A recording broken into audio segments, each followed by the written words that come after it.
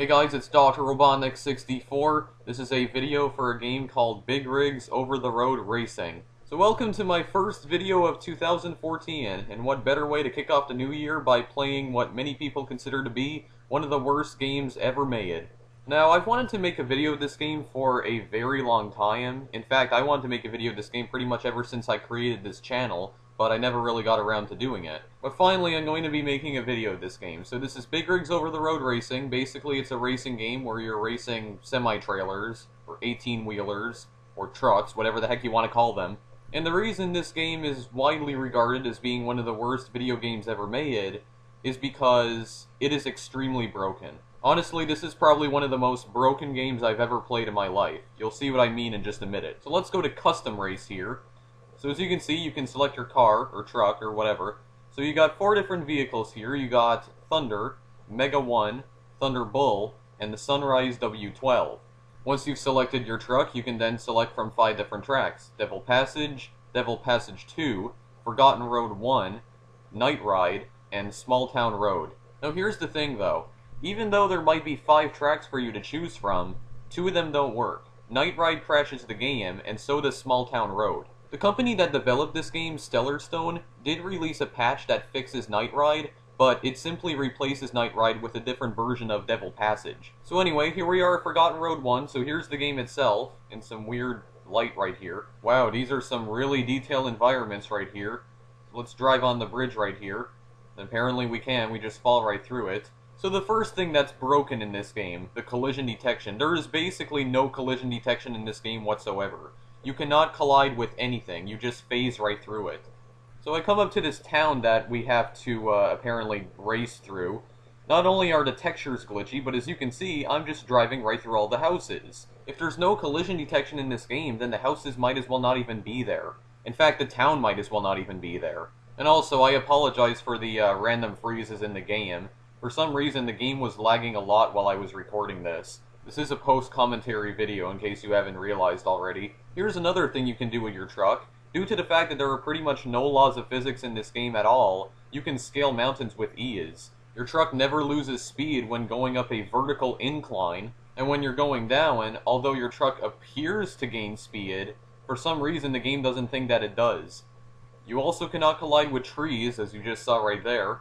Going up, and you can drive right off the map's boundaries into an endless gray void. And when you do that, your car completely glitches out. I mean, look at this, for goodness sakes. What kind of terrain am I driving on where my car does front flips for no apparent reason? Now, when you're actually trying to play the game, basically the goal of the game is to pass through all the checkpoints. As you can see, you got what's called an ultranav in the top left-hand corner of the screen. That simply tells you what checkpoints you've passed. When you pass through a checkpoint, one of those rectangles will turn from red to green. If you completely miss a checkpoint altogether and then pass through another checkpoint further down the track, you get a time penalty, as you can see. And for some reason, you always appear to race 1 lap on each track. There doesn't appear to be a setting where you can configure the length of the race. By the way, there's no sound effects in this game. This game's completely silent. The patch that fixes Night Ride also adds sound effects into the game, but I have no idea where to download the patch. I could only find the original version of the game. Now, as you can see, probably the thing that's the most broken out of everything else in the game are the reversing mechanics. When you reverse your truck, it reverses indefinitely, which means there is no limit to how fast your truck can reverse. As you can see, I am reversing at 400 miles an hour, and I'm still not stopping. I think now is a good time to warn you that if you have photosensitive epilepsy, you should probably pause the video right now and skip to maybe about 5 minutes into this video. Because look at what the heck's going on the screen right here. And then my truck just suddenly exits the world.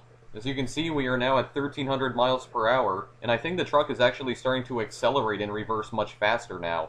Well, it took a little while, but I'm at 25,000 miles per hour now. Look at the needle on the speedometer going absolutely berserk. I have now reached 1 million miles per hour, and my truck is nowhere to be found. I think it pretty much exited reality. I think it went so fast that it managed to escape Earth's gravity, and then as soon as you stop reversing, your truck instantly comes to a halt. Yeah, 1.3 million miles per hour to 0 in just a millisecond, basically. So now I'm on the Devil Passage track here. Now, as you can see, you do have a opponent that races against you, but here's the thing, though. Your opponent never leaves the starting line. He just sits there and does not move. And due to the fact that there's no collision detection in this game, you can just pass right through him. It's like a ghost truck almost. I guess the developers were too lazy to program some actual artificial intelligence for the opponent.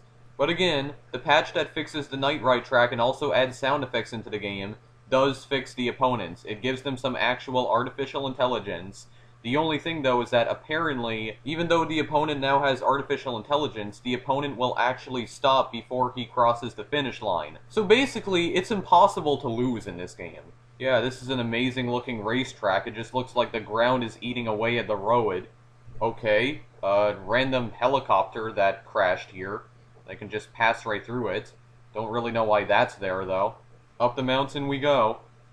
Well, we got some trees here. This is kind of a nice view, although I can't really see a whole lot. Not like there's a whole lot to see here anyway.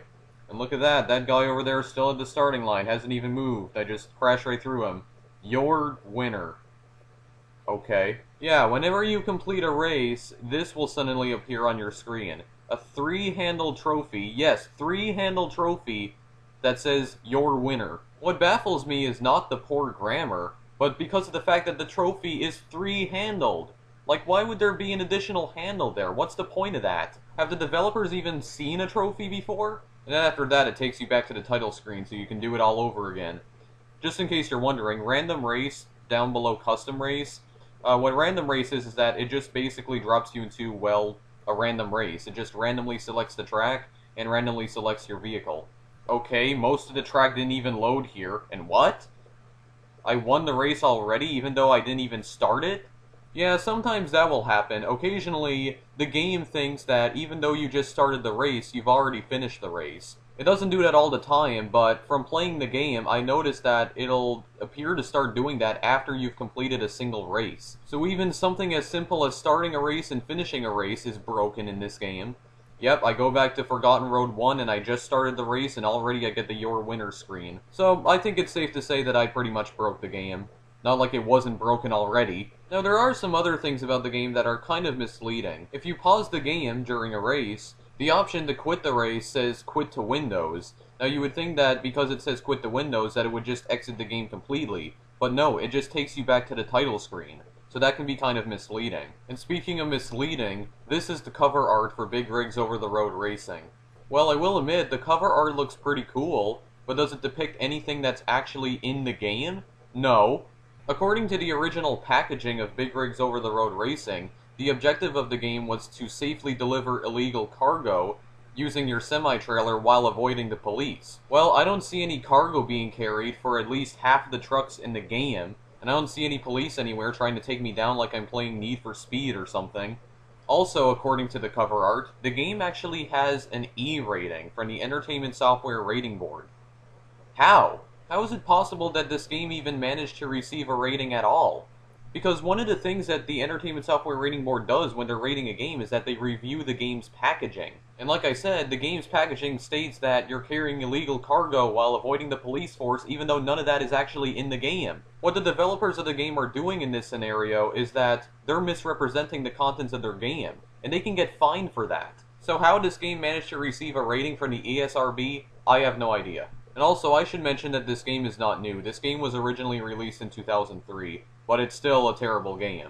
And to be honest, that's pretty much all I have to say about Big Rigs Over the Road Racing, so it's just a terrible racing game. I don't know how this even got rated by the Entertainment Software Rating Board, because clearly this game was not, like, bug tested or anything.